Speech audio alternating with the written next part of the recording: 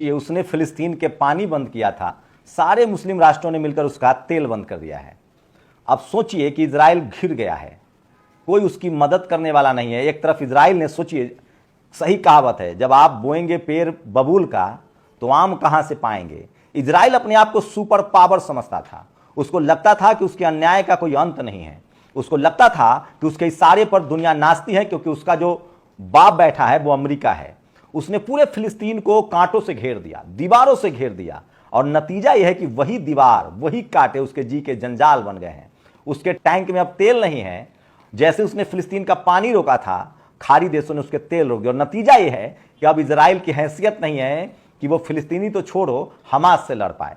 और ये लग रहा है, सोचिए, भारत के ठीक 1 साल बाद वो आजाद हुआ था और धीरे धीरे पूरे फिलिस्तीन पर उसने कब्जा कर लिया। और अब जाकर साफ हो गया है कि इजराइल जो है वो विस्तारवादी नीति अपना रहा है और वो अब फंसेगा, क्योंकि उसके साथ कोई खड़ा नहीं है और पूरी दुनिया में उसकी किरकिरी हो रही है। लेकिन आज की जो सबसे बड़ी खबर है, इजराइल के भक्तों की समर्थन की वजह से भारत के 8 नेवी के पूर्व अधिकारियों की जान खतरे में है। कैसे, पूरा वीडियो देखिए।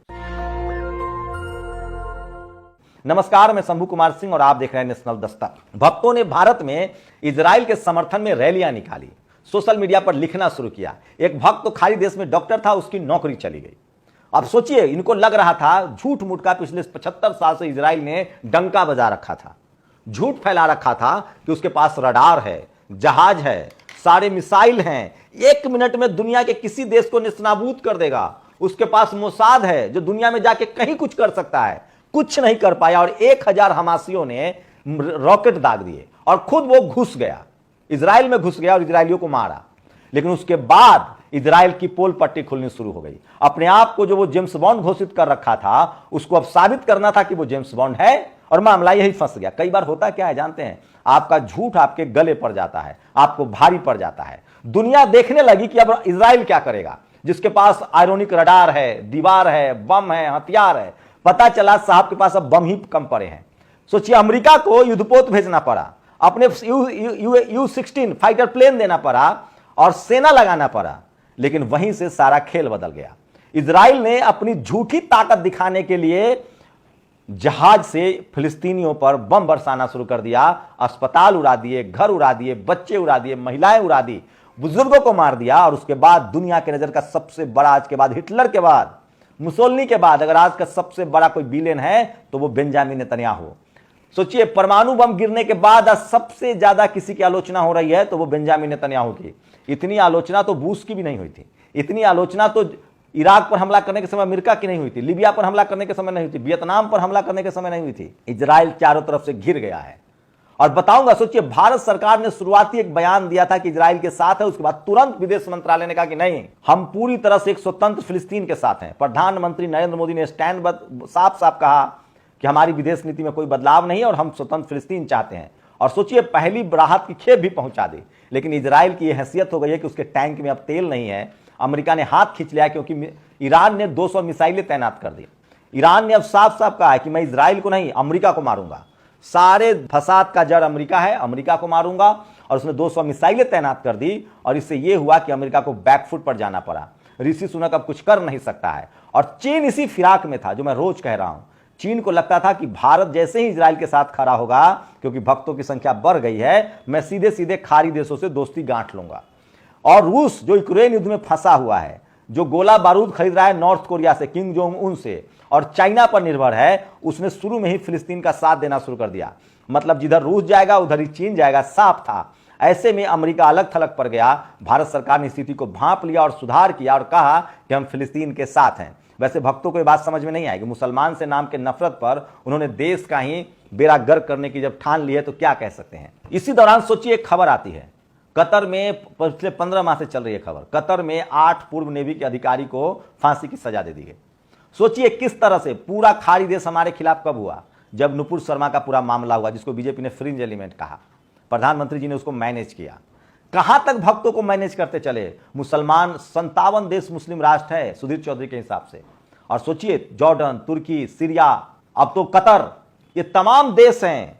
और कतर में, अब मैं फिर कह रहा हूं, अब भक्त कोई जवाब देंगे। सोचिए, आज भारत फिलिस्तीन के साथ खड़ा है, इसलिए पूरे विदेश नीति में दबाव है और कतर को छोड़ना पड़ेगा हमारे जवानों को।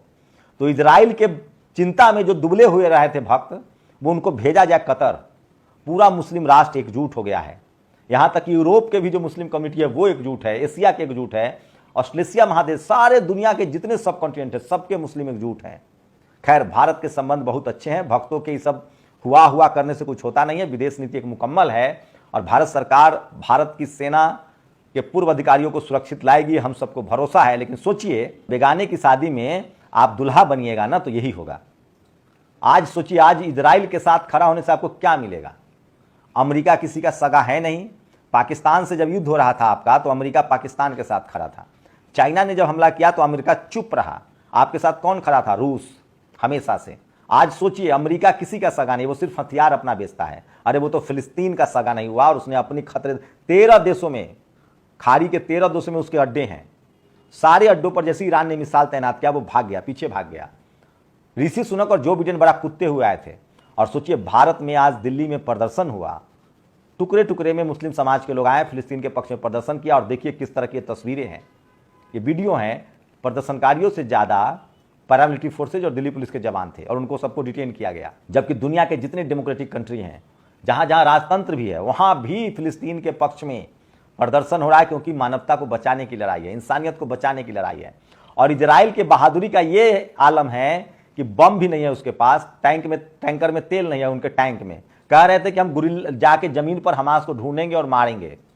इनकी हैसियत नहीं है कि फिलिस्तीन में घुस जाएं। एक एक फिलिस्तीनी इनके सामने खड़ा है। और सोचिए, अफगानिस्तान से जो अब अमेरिका नहीं जीत पाया, चाइना नहीं, रूस नहीं जीत पाया, ये खाक जीतेंगे। बेंजामिन नेतन्याहू सबसे बड़ा वॉरियर दोषी है।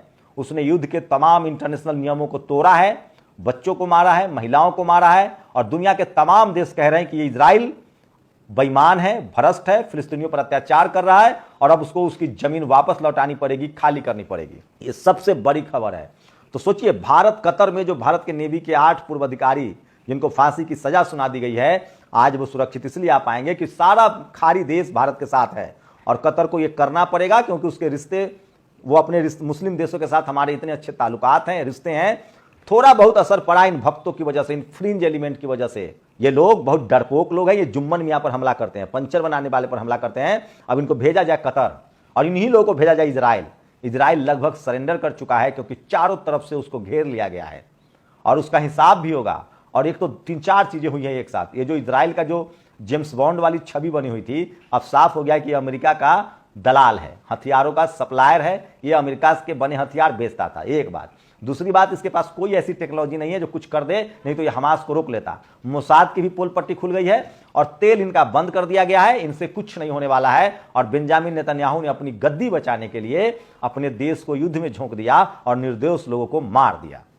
यूनाइटेड नेशन के प्रमुख ने कहा है कि यह सब शून्य में नहीं हो रहा है, वैक्यूम में नहीं हो रहा है, ये सब कुछ इजराइल का किया धरा है। उसके बाद दुनिया के तमाम देश कह रहे हैं कि इजराइल एक पापी देश है, हत्यारा देश है और इजराइल इसके लिए जिम्मेदार वहां के नागरिक नहीं है, इसके लिए बेंजामिन नेतन्याहू जिम्मेदार है। और दुनिया के दूसरे देशों के साथ साथ इजराइल के खिलाफ, इजराइल में नेतन्याहू के खिलाफ प्रदर्शन शुरू हो चुका है।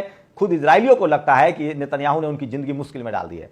लगभग 70 लाख इजराइल की आबादी, आप सोचिए किस तरह से 30 लाख करीब फिलिस्तीनी है। अब ये युद्ध में इन्होंने धकेल दिया, अब क्या होगा? दुनिया भर से जो यहूदी हैं वो इजराइल में आते थे, उन्होंने आना बंद कर दिया। अमेरिका अपने नागरिकों को निकाल रहा है। और फिर मैं बता दूं, जो भक्त चिल्ला रहे हैं, सोचिए, इजराइल का जो राजदूत है भारत में, वो कह रहा था शुरुआत जब युद्ध की हुई तो क्या कहा, हमें कोई मदद नहीं चाहिए, हम किसी के सामने मदद नहीं मांगते, हम खुद सक्षम है लड़ने में। और अब गिड़गिड़ा रहा है कि भारत हमास को आतंकी राष्ट्र घोषित करे। भारत ने हमास को आतंकी राष्ट्र नहीं कहा है और यूनाइटेड नेशन भी नहीं कहा। और ये जरूरी नहीं कि अमेरिका जिसको आतंकी कहे वो आतंकी हो। अमेरिका तो आरएसएस को भी आतंकी कहता है, ट्रूडो कनाडा आतंकी लिस्ट में डाल देता है। तो आप हो गए। इसलिए मैं कह रहा हूं, भक्तों, इलाज करवाओ दिमाग का, गोबर खाना बंद करो और भारत सरकार के साथ, देश के साथ, उसकी विदेश नीति के साथ रहो, यह संविधान कहता है।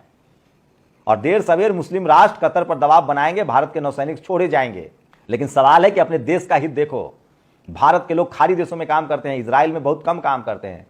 इजराइल संदेहास्पद देश है, वो किसी का सगा नहीं, वो हथियार का सप्लायर है।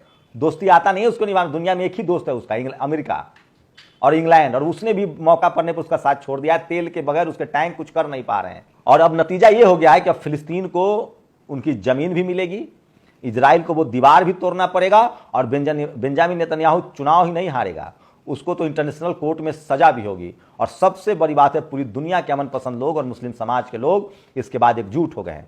देखिए किस तरह से भारत में आज देश की राजधानी दिल्ली के संसद भवन के पास फिलिस्तीन के लिए लोगों ने धरना दिया और जितने धरना करने वाले थे उससे ज्यादा पुलिस था, डिटेन किया गया। लेकिन दुनिया भर में आवाजें उठ रही है, लोग सजग हो रहे हैं, जागरूक हो रहे हैं, लेकिन भक्त कब समझेंगे वो नहीं पता। और भक्तों की इसी फ्रिंज एलिमेंट की वजह से, नुपुर शर्मा जैसे लोगों की वजह से खाड़ी देशों से हमारे रिश्ते में कुछ कड़वाहट हुआ था, लेकिन देर सवेर ही सही प्रधानमंत्री जी ने सबको साध लिया, ठीक कर लिया, ये अच्छी बात है। लेकिन इजराइल की पूरी पोल पट्टी खुल गई है और इजराइल कोई मजबूत देश नहीं है, इजराइल कोई आधुनिक टेक्नोलॉजी वाला देश नहीं है। चाइना के सामने और रूस के सामने उसकी घिग्गी बन गई है।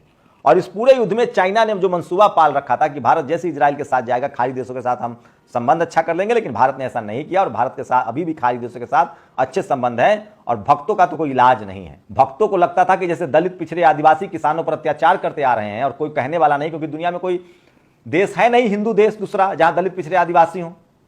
हाँ, बुद्धिस्ट देश है, लेकिन भारत का दलित, पिछड़ा, आदिवासी किसान बुद्धिस्ट बना नहीं। इन्होंने हिंदू बनाकर जाति के नाम पर इन पर अत्याचार किया, 2000 साल तक कोई बोलने वाला नहीं था। अब इन्होंने मुसलमानों पर अत्याचार शुरू किया। मुसलमानों, सोचिए एशिया में तो 60 मुस्लिम कंट्री है, अब भक्तों को कुछ सूझ नहीं रहा है। भारत के सारे हित खाड़ी देश के साथ सुरक्षित हैं, क्योंकि हमारा दुश्मन नंबर 1 पाकिस्तान, उसके सोचिए पाकिस्तान में भारत के दुनिया के सबसे ज्यादा मुसलमान रहते हैं, उसके बाद भारत का नंबर है। उसके बाद भी खाड़ी देशों ने कभी मुसलमानों का, पाकिस्तान का साथ नहीं दिया, भारत का साथ दिया। चीन के सारे पड़ोसी देश भारत के साथ खड़े थे, लेकिन भक्तों की गलती की वजह से आज खाड़ी देश से मनमुटाव है और चाइना हमारा दुश्मन नंबर 1 है। और उसकी विस्तारवादी नीति से आप तभी पार पाएंगे जब एशिया के सारे देश आपके साथ खड़े रहें, क्योंकि एशिया का कोई भी देश नहीं चाहता है कि चाइना की जो विस्तारवादी नीति है वो रुके। तो इजराइल और फिलिस्तीन के युद्ध ने बहुत कुछ साफ कर दिया है और सबसे बड़ी बात है कि इजराइल को अपने घर नहीं लौटना पड़ेगा। फिलिस्तीन के जो उसने कब्जा की है जमीन, 1-1 इंच उसको जमीन लौटानी पड़ेगी और यह बात अब तय होगा। और इसकी वजह है सोशल मीडिया। सोचिए, जैसे भारत की मनुवादी मीडिया जातीय अत्याचार को नहीं दिखाता है, यहाँ एक ही जाति के, एक ही धर्म के पत्रकार हैं और उसी जाति और उसी धर्म को बचाने की वो लड़ाई लड़ता रहता है, चाहे चुनाव हो चाहे कुछ भी हो। उसी तरह से अमेरिका की जो मीडिया थी, चाहे इंग्लैंड की एक बीबीसी और अमेरिका की CNN, वो भी एक्सपोज हो गया और मुस्लिम राष्ट्रों ने अपने चैनल खोल लिए। अल जजीरा जैसे चैनल है उनके पास और सारे मुस्लिम राष्ट्र वहां जाके रिपोर्टिंग कर रहे हैं। भारत की तरह इजराइल में नहीं, वो फिलिस्तीन में जाके रिपोर्टिंग कर रहे हैं और पूरी दुनिया के लोग एकजुट हो गए। और social media, Twitter, Facebook, YouTube की वजह से पूरी दुनिया को पता चल गया कि इजराइल एक, बेंजामिन नेतन्याहू एक वॉर क्रिमिनल है। इजराइल फिलिस्तीन पर गलत तरीके से हमला कर रहा है और भारत इकलौता देश है जहां प्रदर्शन नहीं करने दिया जा रहा है। तो चलिए, अंत भला तो सब भला। इजराइल बैकफुट पर है, अब उसको घुटने टेकने होंगे और फिलिस्तीनियों को पर जो जुल्म है उसका हिसाब देना पड़ेगा। आप लोग अपनी प्रतिक्रिया जरूर दीजिए, लेकिन भक्तों के चक्कर में भारत के 8 नेवी अधिकारी जो हैं उनकी मुश्किलें बढ़ेंगी, लेकिन भारत सरकार पर भरोसा है, वो जरूर उनको सुरक्षित लाएगी। शुक्रिया। नेशनल दस्तक की आपसे गुजारिश है कि अगर इसको बचाना चाहते हैं तो नेशनल दस्तक को सब्सक्राइब करने के लिए रेड कलर के सब्सक्राइब बटन को दबाएं, फिर बेल आइकन की घंटी दबाएं। नेशनल दस्तक को बचाने के लिए बहुत जरूरी है कि हर खबर को शेयर करें, लाइक करें, कमेंट जरूर करें।